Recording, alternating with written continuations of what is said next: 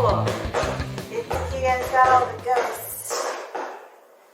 Fireworks are so scary, all the ghosts, and I guess I'm really valley with a lot of ghosts, so I'm gonna keep on going with the fireworks for a while. And that's totally fine. The noise makes me feel like my skin is crawling and I'm going crazy. My daughter already tried to get in the car several times and said, away, away. Like, she is not happy with this either. Anyways, I've really been focusing on the inflection of different influences and thinking about what kind of message I want to convey and who I want to convey it to and how to use my voice cadence and tone and pacing accordingly. Like, it's different to talk really fast and convey information like this, or like maybe it's just a walk in the woods. Maybe it just rides. I don't know, I'm really trying to find my own voice and use it and like really be able to convey information to the people that I want to convey it to in the way that makes sense for them to hear it, and I want to be able to reflect on my own story confidently and tell it easily, and just looking at the differences between different people online, it's so close. It's just right outside.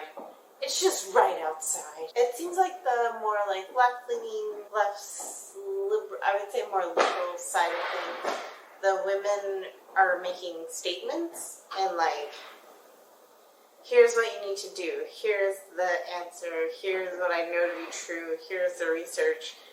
Here is how I've used logic and reasoning to help you understand that this is what's going on and this is what's plainly true based on the evidence. And they're talking to people who already agree with them. They're not talking to people who don't necessarily know if they agree with them or not. Like, they're not speaking or like presenting themselves in the same way. And I've also been listening to Rev Popop on TikTok, and he was talking about like having good propaganda, like making whatever you're doing like look good, like I don't know, like actually influence people, like make it look attractive, make it look good, make it look nice, like be appealing to your audience. Like, what you're doing isn't all doom and gloom. It's like community, it's exciting, it's believing in some hope, not believing in hell so much, and like doing stuff right now in this moment when we all sort of feel helpless to do anything, like actually putting people together in action to like make a real difference in the way that like we still can. That's appealing, that's attractive, that's nice. People want to be a part of that. People long for community. They're really lonely. They are part of families that have been fractured or falling apart, and there really is a need, and I feel like the people who are fulfilling that need don't always have everyone's best interests at heart. And I think that's a problem, and I think it's a problem that I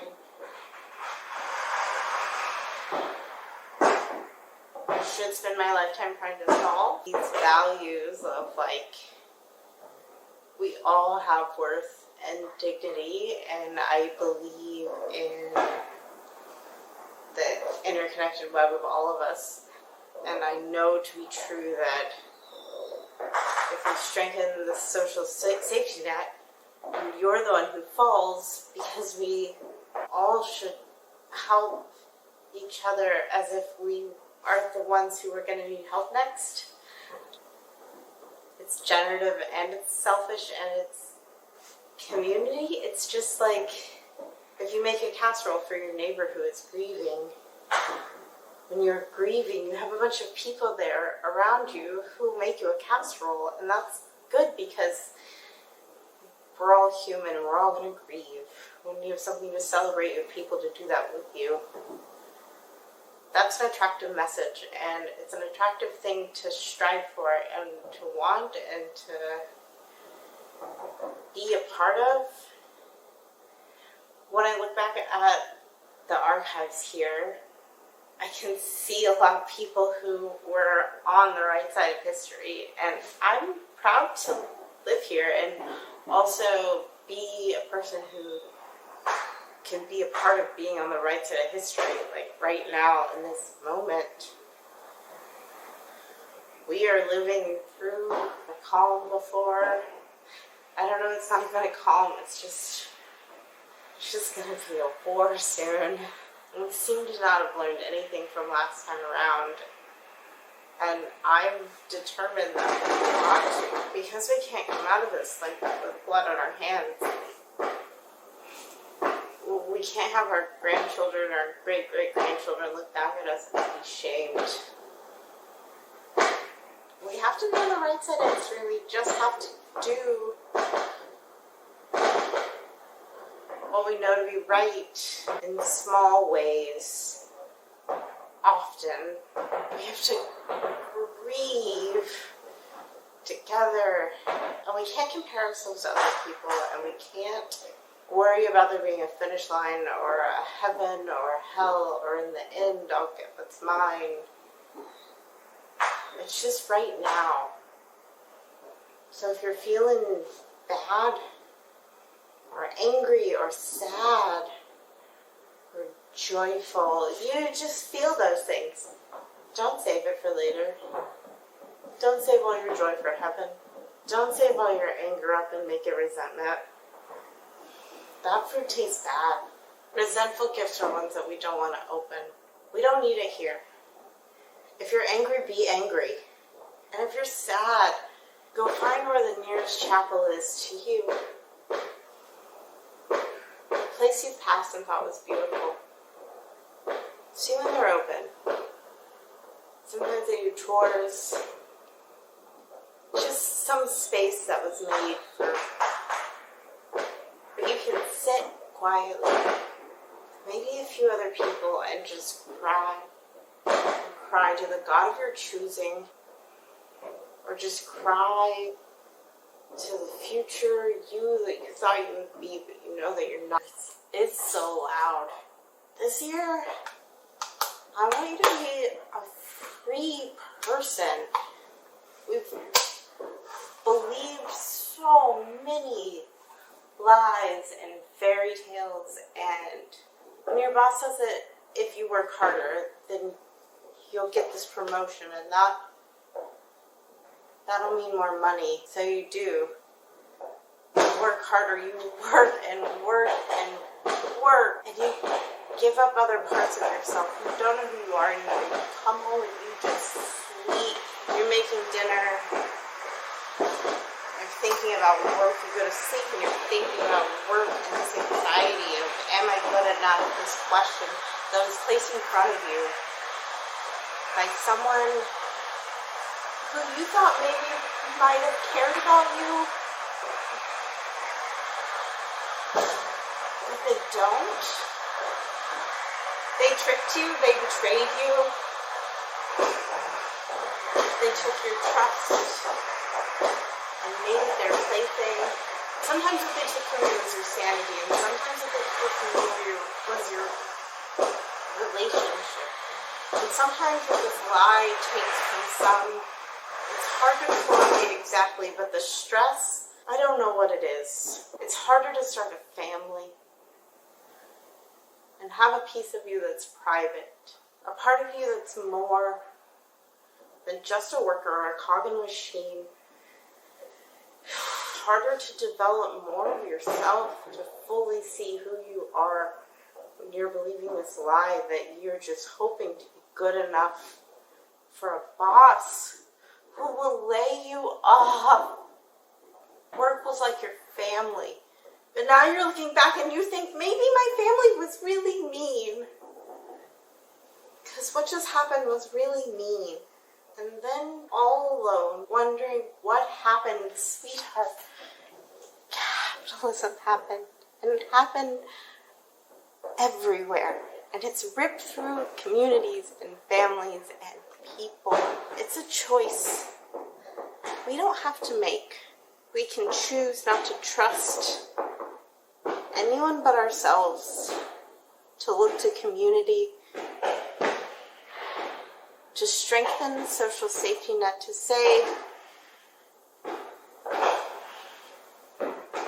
everyone deserves dignity and everyone has worth. And if that means trusting my instincts, then maybe a lot more is possible, but also a lot more is uncertain. And I hope on that uncertain path you find someone else who has the strength and fortitude to be uncertain with you. Pray this year you cry. Really grieve. We lost 1 million people. No one talks about it. And it just makes me want to leave. Leave. But there's nowhere to go. We've been fed a lie that if we stay positive, then it'll all be okay, but that's not true. That's not how it works. Thinking positive thoughts isn't magic. Books are magic. People singing together in a group is magic. A lot of magic in the mundane, and this year, I really want to find it. I think last year was not mundane at all. It was really, really difficult. This year I want to organize the spoons. I want to decorate the bulletin boards. I want to learn how to use the oven. I think the normal and the mundane and the day-to-day of domesticity, making things, and commerce and community and tradition and religion, I think all of those things are beautiful. And I want to celebrate those things this year. I don't want to be staring at my own belly button about things. I don't want to be pontificating too much. I don't want to go off into my own head. I want to listen to my gut and get my hands moving, do stuff, find people, reach out to people, be reliable, be a good member of a community who organizes things, hosts events, who takes feedback well, delegates, can throw a party, The people in this house, they love going to parties, and that's also magic. People gathering together just to watch TV or do an art project together or put on a little play or go to the park. People together doing stuff like that, that's the magic. We all need each other. When we don't see each other, we don't into each other, we can't find each other, we can't help each other, we can't know what each other is like. This year is about community, and we desperately need to build it. I need to know who my neighbors are. You need to know who your neighbors are. You need to know where you live.